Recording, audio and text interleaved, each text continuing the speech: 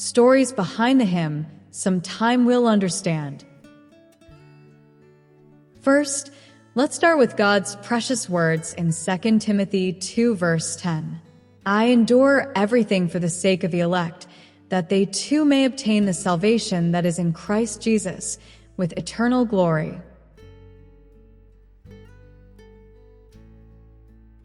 We don't know what trials may lie ahead, but we do know this. Job's suffering is the very reason he is remembered.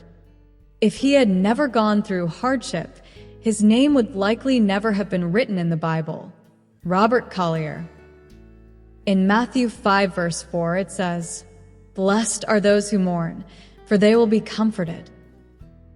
Stars shine brightest during the darkest winter nights. The gentian flower blooms most beautifully atop snow-covered mountain peaks.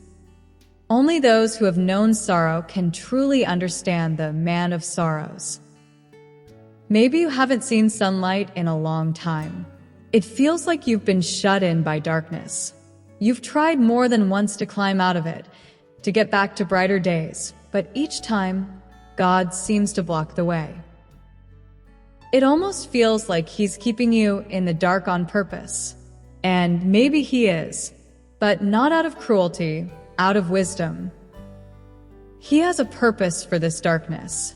If you are always in the sun, you might dry out into barren ground, scorched and fruitless.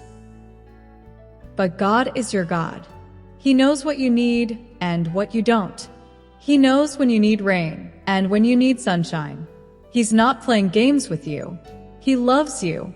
He sees the bigger picture, and his timing is always perfect. Now, let's listen to the lyrics of the hymn, Sometime We'll Understand. Not now, but in the coming years, it may be in the better land. We'll read the meaning of our tears, and there, sometime, we'll understand. Then trust in God through all the days. Fear not, for he doth hold thy hand.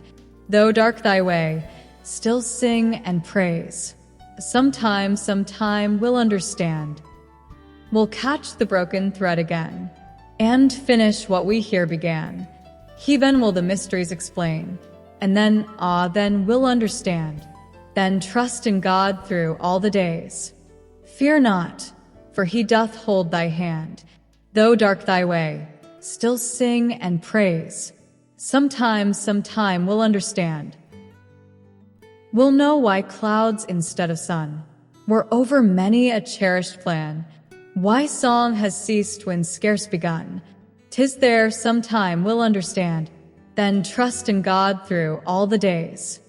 Fear not, for he doth hold thy hand. Though dark thy way, still sing and praise. Sometime we'll understand. God knows the way, he holds the key. He guides us with unerring hand. Sometime with tearless eyes we'll see. Yes, they're up there, we'll understand. Then trust in God through all the days. Fear not, for he doth hold thy hand. Though dark thy way, still sing and praise. Sometime we'll understand. Now let's listen to the stories behind the hymn. There are so many times in life when we ask, why is this happening to me? Why didn't God step in sooner? We don't always get answers right away, but one day we will see that God's timing is always perfect. Never too early, never too late. Every trial we face is shaping us, strengthening us. It's all part of the training of our faith. The refrain of this hymn reminds us, then trust in God through all the days. Fear not, for he doth hold thy hand. Though dark thy way, still sing and praise. Sometime we'll understand. The verses of the hymn were written by Maxwell Newton Cornelius, 1842 to 1893, a man who knew suffering and the grace of God deeply. Maxwell Cornelius was born on July 30th, 1842, in Allegheny County, Pennsylvania, and grew up in a farming family. As a young man, he started out working as a carpenter and eventually became a building contractor. One day, while overseeing a project, he fell and severely injured his leg. Doctors said it had to be amputated. Before the surgery, he asked his family to bring him his violin. He wanted to play one last piece. As he played, the sound was so beautiful and sorrowful that not only did his family weep, so did the doctors and nurses around him. There was no anesthesia at that time, and Cornelius stayed fully awake during the surgery. Miraculously, he survived and recovered, but he lived the rest of his life with a disability. Grateful for God's mercy, he gave his life to ministry and went to pursue theological studies at the Vermilion Institute in Hayesville, Ohio, from 1867 to 1871. Upon completion, he was ordained in the Pittsburgh Presbytery of the Presbyterian Church USA. In 1885, he moved to Pasadena, California, to serve a struggling Presbyterian church. He focused on strengthening the spiritual lives of the members, and within 5 years, the congregation grew from 100 to 1,000 people, and the church's property value increased from $5,000 to $100,000, a record in the nation at that time. Just as they were about to rebuild the church building, a financial crisis hit. Many members could no longer give what they had pledged.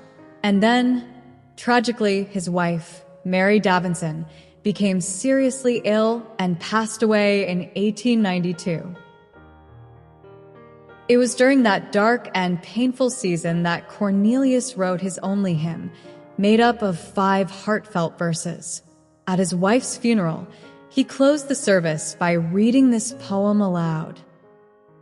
Months later, the poem was published in a newspaper. Evangelist Major Daniel W. Whittle read it and was deeply moved. He added a chorus and sent it to his friend, composer James McGranahan, who wrote the music. The hymn was later published in the Beloved Gospel Hymns collection under the title, What I Do Thou Knowest Not Now, But Thou Shalt Know Hereafter. John 13, verse 7. In 1891, Cornelius returned to the East Coast to continue preaching and building churches in Washington, D.C. In the spring of 1893, he came down with pneumonia. As he lay on his deathbed, surrounded by his daughter and close friends, he made one final request: "Sing for me." And as they sang hymns around him, he passed peacefully into the presence of the Lord. Now, let's take a moment to listen to this beautiful hymn, Sometime We'll Understand.